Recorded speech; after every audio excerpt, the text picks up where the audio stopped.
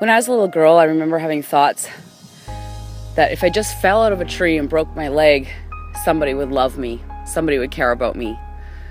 You know, I know that my parents cared about me and loved me so much because I love my kids so much no matter what they ever think. But because she loved me so much, or she wanted so good for me, I got yelled at an awful lot. It came to a point where she would ask me to wear pants and I would automatically wear a dress. I think I wanted her to recognize my greatness at some point in time, and it never did get recognized.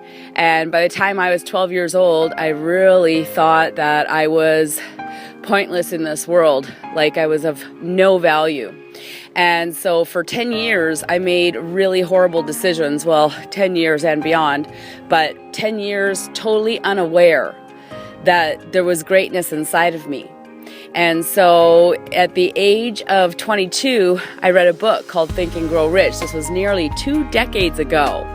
But that book, I remember just like it was yesterday, sitting in my room, 22 years old, done nothing in my life except cause trouble.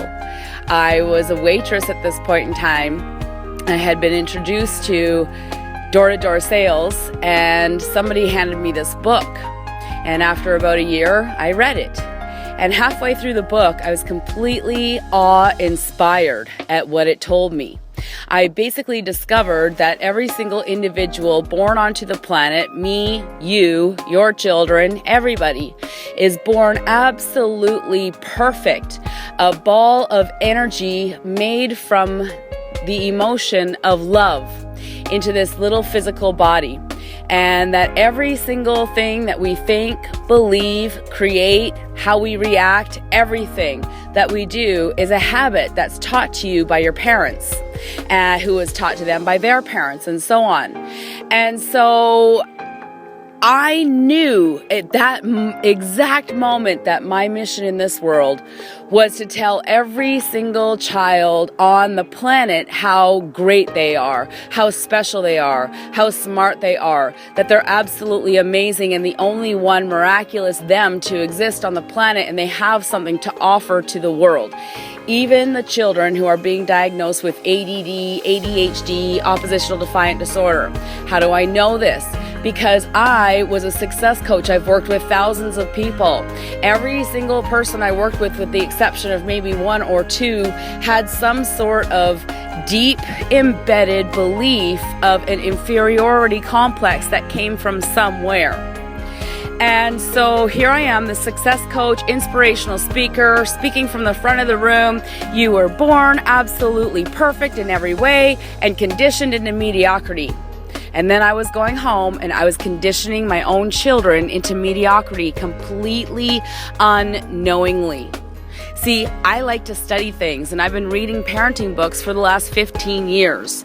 And, you know, there's the odd difference really here and there, but really generally everything that you learn about parenting, disciplining children, offering consequences, setting boundaries, being the parent there to, control kind of every move that they make, throw them the best birthday parties, buy them the best clothes, because I had made a decision after my life, so I thought when I was a child, but after my life was so horrible, I wanted to make sure that my children never wanted for anything. I wanted to make sure that they had a good life, a rich life, and they did, and they had everything.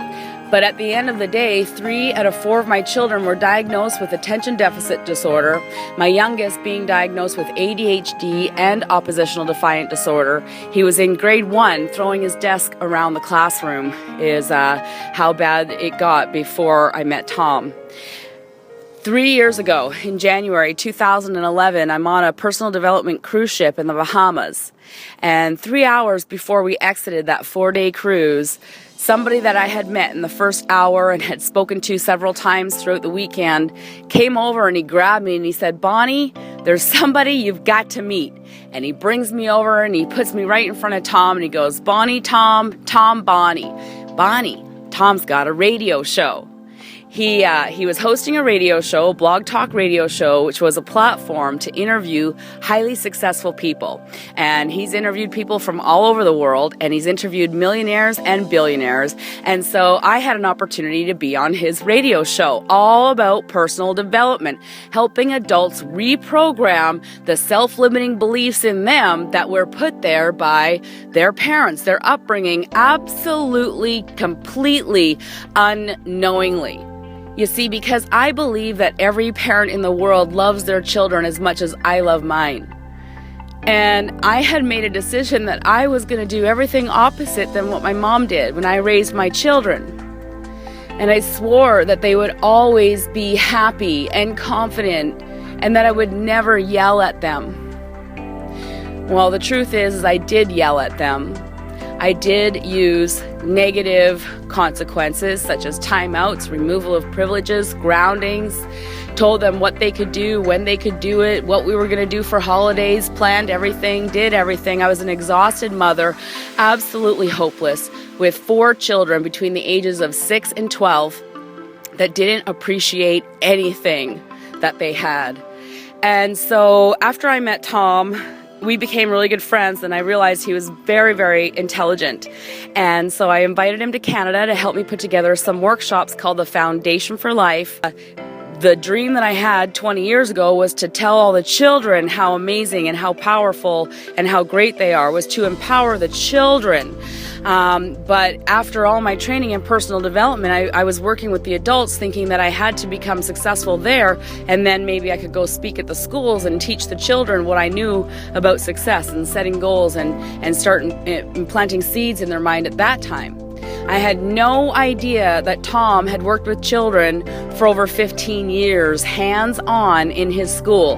Not only that, in 1994, in the same year I read Think and Grow Rich, Tom made a decision to always say yes to children. Always take the opposite of what was negative and create a positive. So where someone would say to their child, no, you can't have any ice cream for breakfast, silly. We would say, absolutely, I would love for you to have ice cream, and after supper tonight, that's a possibility. So you're always saying yes and empowering what's important to the child. And so when I saw him work with my kids, or just talk to my kids, communicate with my kids, the results were so astounding. I am telling you, this man is a genius. And he has found some timeless truths. You see, if we can follow all of the universal laws, like the law of rhythm, the law of polarity, the opposite, wherever there's bad, there's an equal and opposite positive. If we can follow those universal truths in our parenting styles, then the results that we get with our children must be absolutely 100% positive. Now, I was really skeptical when I first found out Tom ran his school. There's lots of teachers that teach for 15 years that just do it the same way everybody else does it, and they end up at the end of the day exhausted and frustrated and yelling, which doesn't really help anybody. But we've all been there, definitely, I assure you. But the results were so amazing when I actually saw it in action, and that's really how I found out about creating champions for life. It was a philosophy he developed by always saying yes to children, worked with thousands of children for nearly 18,000 hours. He was able to bring 100 children at a time on field trips with 2 volunteers and have every single child stand at attention stance, eyes forward, hands at the side of their bodies, just straight down at attention stance the whole time on their field trips, and they would leave the places cleaner than when they got there. That's the power of the dialogue, the language, the methods, and everything of creating champions for life.